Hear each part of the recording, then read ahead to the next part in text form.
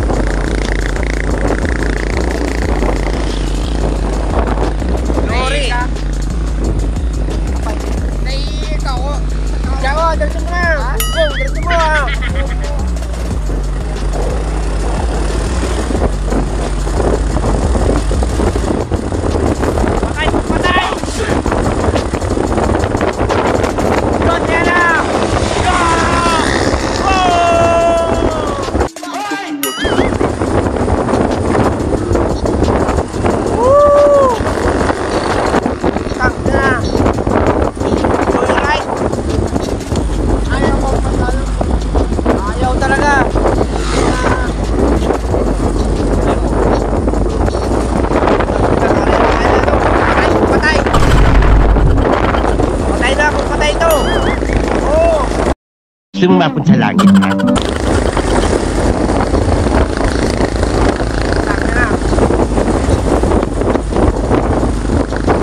Diretso lang ang sementeryo. Wala nang ospital. Aman!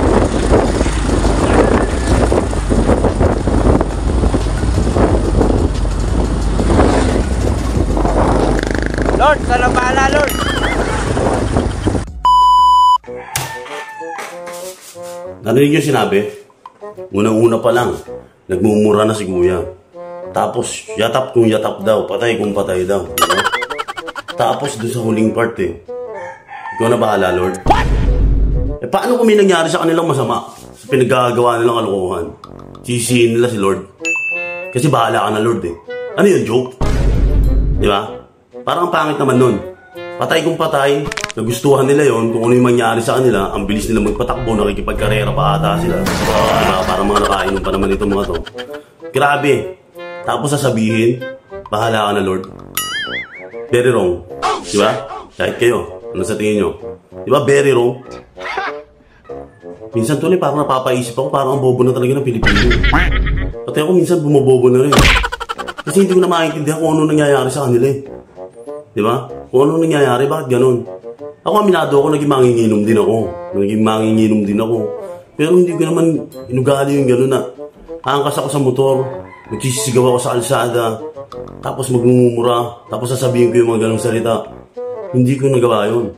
Oo. Pwede nga. Meron akong mga barkada, umaangkas ako sa motor nila. Alam mo sinasabi ko? Tol, pre, malis tayong maayos, umuwi tayong maayos.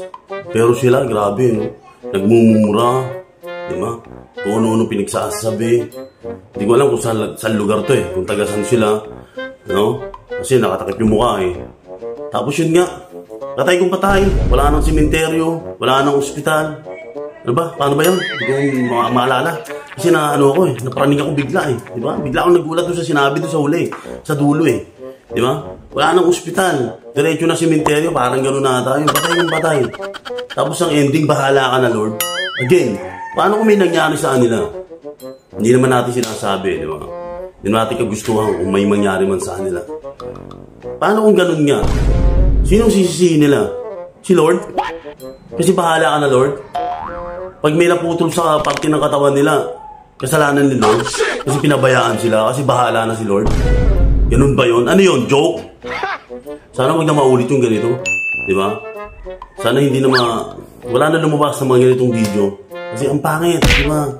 Ang pangit na pag may nangyari sa inyo, sisihin nyo si Lord. Hindi maganda. Diba? Nakakaparaning, nakakabobo. Hindi ko na rin maintindihan. Bahala na kayo. Ganun na sa ngayon. Kita tayo ulit next time. Kailan man yan, hindi ko alam. Peace out. Hustle hard, hustle every single day. I'll be making moves till I'm buried in my grave.